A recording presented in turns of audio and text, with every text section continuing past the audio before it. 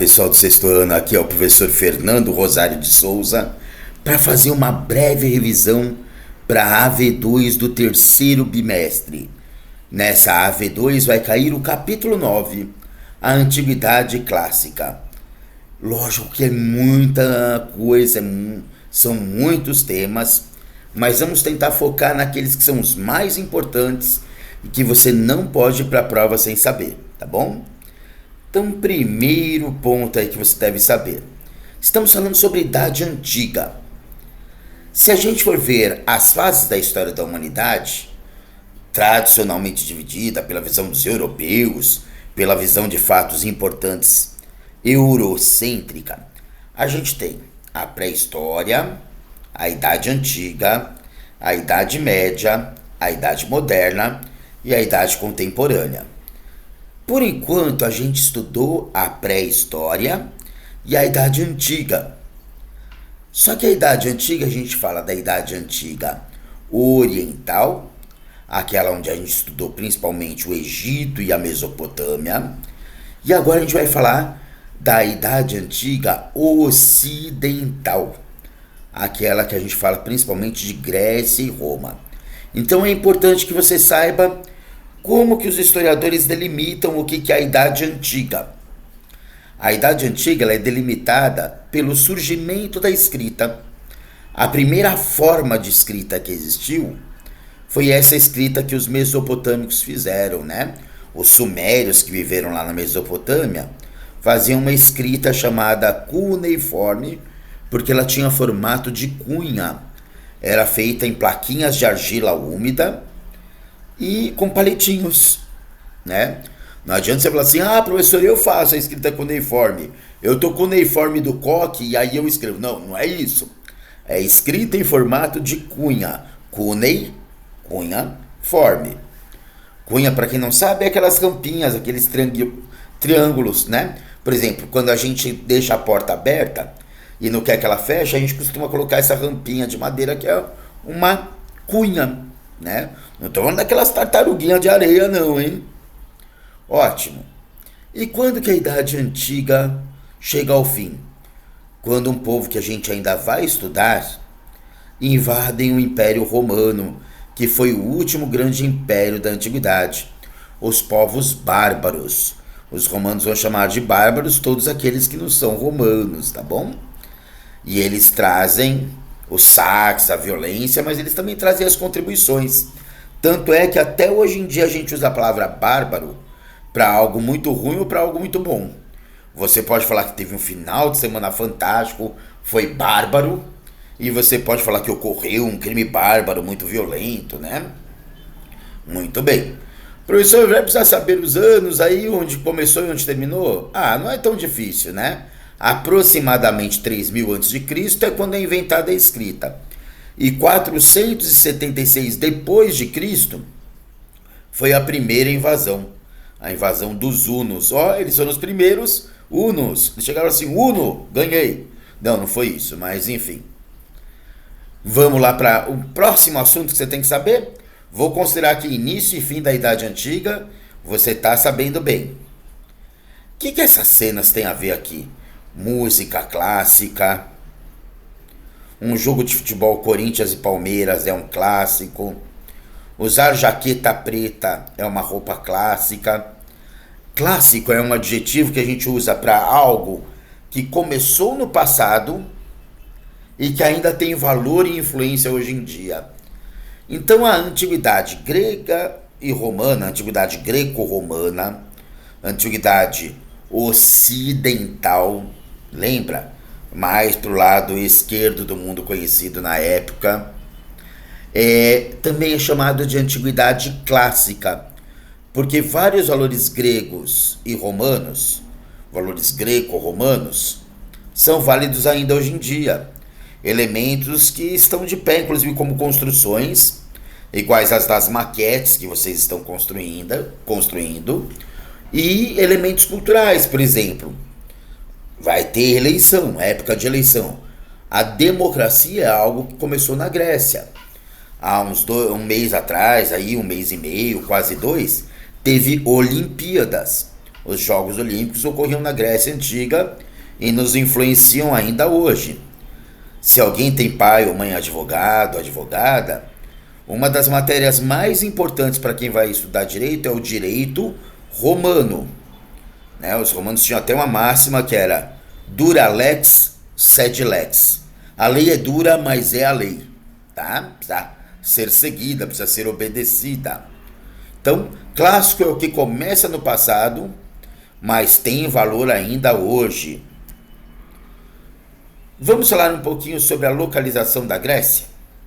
A Grécia está no sul da Europa, embaixo da Europa. Ela tem uma grande porção de ilhas e ela tem uma porção continental. Numa península, a península é uma parte que se a gente cortasse virar uma ilha grande, né? Mas ela está pendurada no continente, na Península Balcânica, e este mar que banha a Grécia é chamado de Mar Mediterrâneo. Por quê? Porque está no meio de terras. Está no meio da Europa, da Ásia, da África. Como é um mar que está no meio de terras, sei lá, meio de terras. Meio de terras. Mediterrâneo. Aê! Mar azulzinho, recortado por montanhas. Pensa em Grécia, você pensa em mar, montanha, mar, montanha, mar, montanha. Isso fazia com que as polis não é aquela bonequinha que a gente vai pôr a roupa errada e ficar presa no polegar, né? Que é tipo assim. Não. Poli, no caso aqui, é o nome que eles davam para cidades-estados, para cidades gregas. Até hoje em dia a gente tem cidades que terminam com polis no final. Florianópolis, a cidade de Floriano, Florianópolis. Petrópolis, a cidade de Pedro. Nos quadrinhos tem Patópolis, né? A cidade dos patos. Muito bem. Então, por que, professor, essa frase está errada. Uma cidade não pode ser próxima e distante de outra ao mesmo tempo. Não, ela era próxima pela quilometragem. Então, imagina que aqui está uma cidade. Aqui está outra cidade. Só que o meu celular é uma montanha. Então, está próxima, mas está longe. Porque tem o obstáculo do relevo para chegar, tá? As cidades gregas eram próximas e distantes ao mesmo tempo. Próximas pela quilometragem, pela distância, distante pelas dificuldades do relevo, que era montanhoso. Então, cada cidade, cada polis, acabou desenvolvendo características muito próprias, tá? Que povos que ajudaram a formar a Grécia? Tem aqui meu companheiro que gosta de Doritos com refrigerante, só que não do jeito que a maioria gosta, né? Ele tá pondo Doritos e refrigerante no liquidificador para bater. Nossa! E aí, se você lembrar a frase, aqueles Doritos com óleo me enjoam, vai ficar fácil de você lembrar os 4 povos que formaram a Grécia. Aqueles é de aqueus. Não vai escrever aqueles na prova, hein? Aqueles é só para você lembrar dos aqueus. Dórios, de Doritos. Eólios, jônios.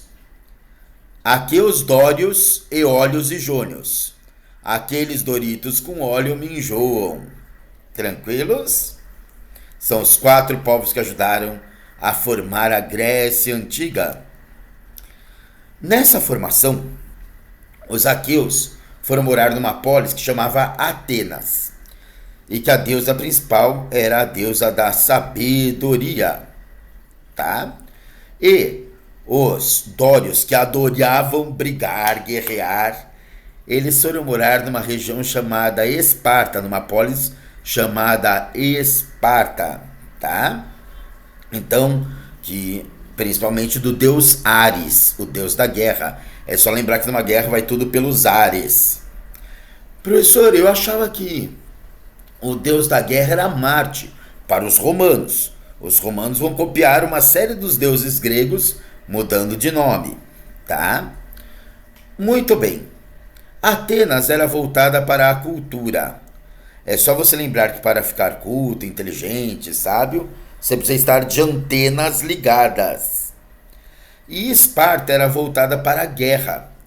Desde criança, as crianças com 7 anos iam para o exército. Então, é só você lembrar que numa guerra a gente usa espada Esparta, antenas ligadas, voltada para a cultura. Esparta, na guerra. Sabia que essas duas cidades, elas já foram unidas militarmente?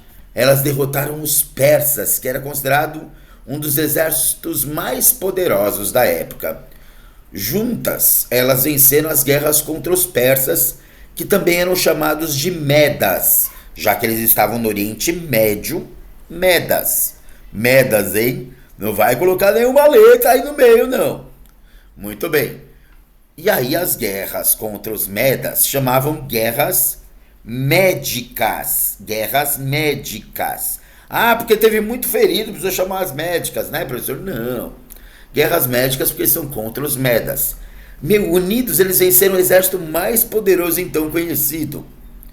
Só que depois que a guerra acabou, eles começaram uma certa disputa. Falaram assim, nossa, se não fosse a inteligência de Atenas, a gente não tinha vencido essa guerra, né?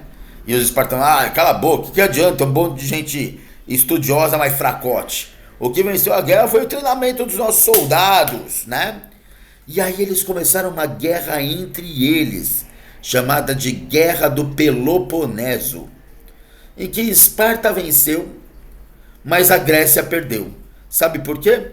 Porque eles ficaram tão enfraquecidos de lutarem entre si, que viraram um alvo fácil para serem invadidos por outros povos. Isso vai levar a Grécia ao declínio, tá bom? Mas isso a gente vai falar mais pra frente. Então, o que você tem que saber? Atenas voltada para a cultura, de antenas ligadas. Esparta voltada para a guerra, que usa espada. Unidos, eles venceram os Medas nas guerras médicas. Desunidos, eles acabaram enfraquecendo a Grécia nas guerras do Peloponeso. Professor, o senhor acha que eu vou decorar esse nome Peloponeso? É impossível. Imagina que você foi num restaurante grego, daqueles que quebram prato no final. E aí você pediu uma sopa para o garçom, chamava Nelson. E aí o Nelson trouxe uma sopa e a sopa veio com pelo. Aí você reclama, você fala assim, tem um pelo na minha sopa, Nelson. Tem pelo, pô, Nelson. Pelo, pô, Nelson. Putz, essa foi muito de tiozão do pavê, né? Mas é um jeito que tem de você decorar. Vamos lá. Vamos falar um pouquinho sobre Roma. Roma mesmo, a gente vai cair, esse assunto é da outra prova, é da prova do próximo bimestre. Mas a gente já vai dar uma pinceladinha, tá bom? Roma ficou muito forte porque o exército romano, inclusive Roma vai ser um dos povos que vai conquistar a Grécia depois que a Grécia estiver enfraquecida, tá? Porque eles tinham um exército que lutava com estratégia casco de tartaruga, ó, dá pra ver nessa imagem. Cada soldado protege o seu corpo com seu escudo e metade do corpo do próximo. E quando eles iam ser atacados com flechas, com esse casco de tartaruga também era em cima. Então eles atacavam a falange inteira, como se fosse um tanque de guerra humano. E eles tinham uma política chamada política de recompensas.